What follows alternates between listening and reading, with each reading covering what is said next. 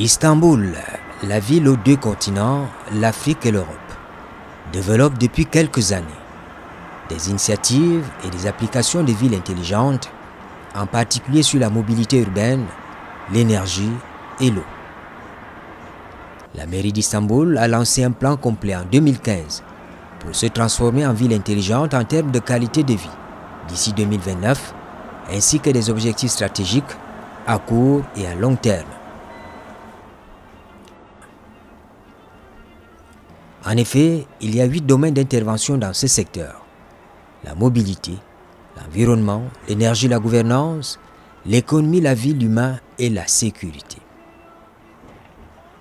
Istanbul, le plus grand centre industriel de Turquie, couvrant une surface terrestre de 5 461 m², avec une population d'environ 16 millions d'habitants, la ville touristique offrant un mélange détournant de l'authenticité et de la modernité, s'apprête à accueillir les championnats du monde des sports d'incendie et de secours. Une activité organisée par la Fédération sportive internationale des pompiers et des sauveteurs. Le Cameroun, pour la première fois, participe à ces Jeux à travers une délégation de 20 athlètes, hommes et femmes confondus. À bord d'un vol commercial, parti de Yaoundé pour Istanbul via Addis Abeba, la délégation du Cameroun est arrivée mardi matin dans la métropole, connue sous d'autres noms, des noms associés à des événements historiques, Constantinople et Istanbul, ou encore la ville des 7 collines et la ville des minarets.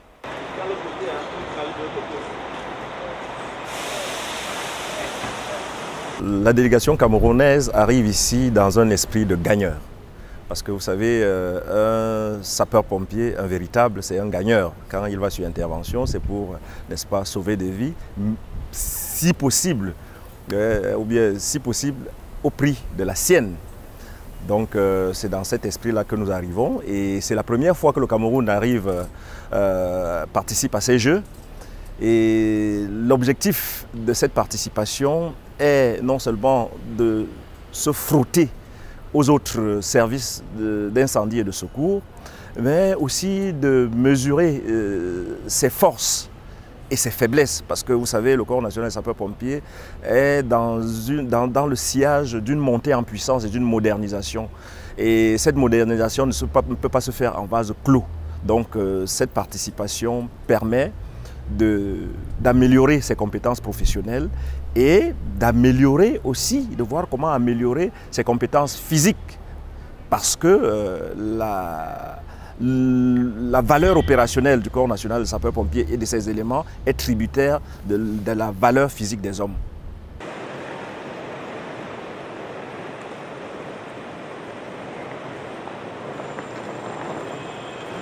L'OPA Alert traduit un état d'esprit. Le moral est au beau fixe. Sur les visages des compétiteurs, on a les indices d'une assurance qui fait rêver. Hier, simple observateur de la compétition des sapeurs-pompiers et des sauveteurs, comme la Côte d'Ivoire ou le Niger, le Cameroun voudrait cette année marquer les esprits par une entrée en scène honorable, digne d'un pays de tradition sportive. Et pour cela, il s'est donné les moyens nécessaires pour parvenir à cette fin.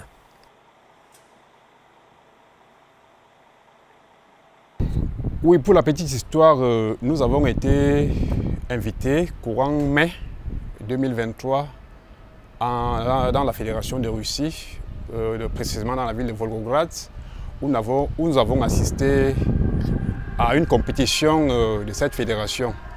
Alors, par rapport à ce que nous avons vu sur le terrain, parce qu'il était question pour nous d'aller voir déjà à quoi ressemblera la compétition à laquelle nous allons participer cette fois-ci.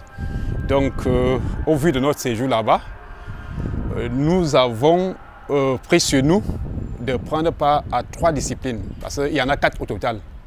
Donc, nous allons faire le 100 mètres avec obstacle, le relais 4 x 100 mètres, et nous allons aussi faire le déploiement de combat. Donc c'est des courses de vitesse avec les équipements sapeurs-pompiers à mettre en œuvre.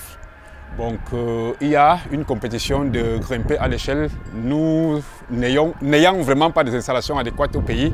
Donc on va s'abstenir de prendre part à cette épreuve-là. Peut-être prochainement, quand nous aurons acquis davantage d'équipements, nous pourrons prendre part à toutes les disciplines qui sont prévues à cet effet. L'ambition est clairement affichée. Elle est d'ailleurs noble. En amont, l'équipe d'encadreurs est passée par des étapes successives d'enrôlement, de présélection et de tri des compétiteurs, en tenant compte des capacités développées par les athlètes finalement sélectionnés. Par sécurité ou pour éliminer certains scrupules, l'on a fait le choix des disciplines dans lesquelles le Cameroun aura à se frotter à l'expérience des autres pays. Il y a une équipe féminine et une équipe masculine pour prendre part à cette première participation au championnat mondial des sports d'incendie, de secours et de sauvetage. Alors, nous avons commencé par une présélection. Nous avons présélectionné 25 athlètes. Nous avions 13 dames et 15 messieurs. Donc, nous avons fait une première préparation. À l'issue de cette préparation, nous avons fait une sélection finale. On a retenu 10 athlètes masculins et 10 athlètes féminins. Donc, nous nous sommes mis donc en stage blocage, en stage bloqué pour la préparation de cette compétition. Donc, nous avons que 10 dames, 10 messieurs. Bon, l'état d'esprit dans lequel nous préparons la compétition, c'est une première participation. Donc, on est venu pour découvrir, mais ce n'est pas une raison pour que nous n'ayons pas de l'ambition. Donc, advienne que pourra. Mais néanmoins, nous ne sommes pas venus en victime résignée. Nous allons découvrir et pourquoi pas engranger quelque chose. Au moins avoir appris quelque chose.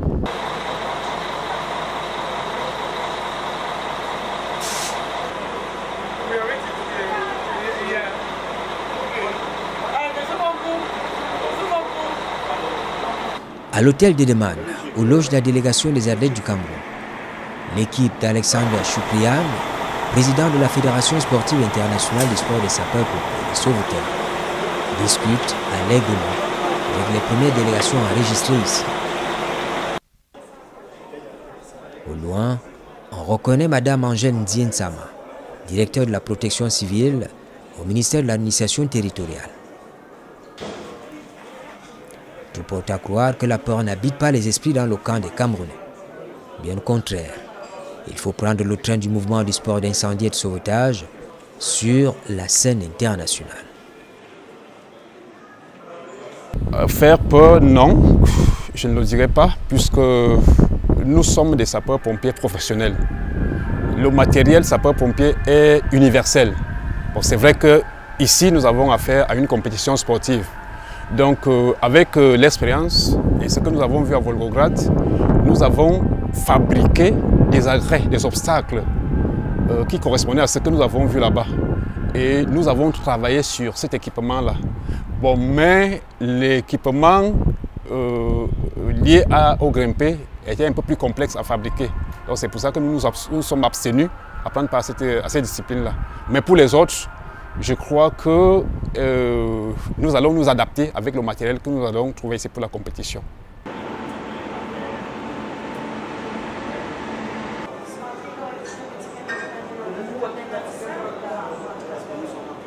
Toute chose a un début. Et comme nous avons commencé, on dit souvent que impossible n'est pas camerounais. Donc nous sommes venus, nous nous sommes entraînés au regard, n'est-ce pas, des règlements et des observations qui nous ont été données par les organisateurs. Et certainement, vous verrez que nous ne ferons pas piètre participation. Et je veux dire que les obstacles et les obstacles et, n'est-ce pas, les difficultés qui sont celles de cette compétition permettent à l'homme, au sapeur-pompier, de se surpasser Et, n'est-ce pas, cela contribue au renforcement de son esprit, n'est-ce pas, de combattant, oui, son esprit de sauveteur.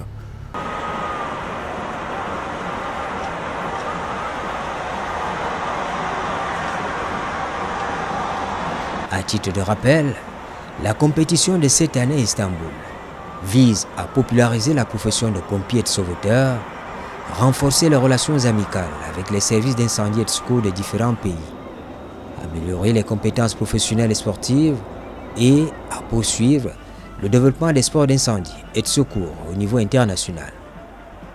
Et en marge du championnat, il sera organisé une exposition sur les équipements de protection civile.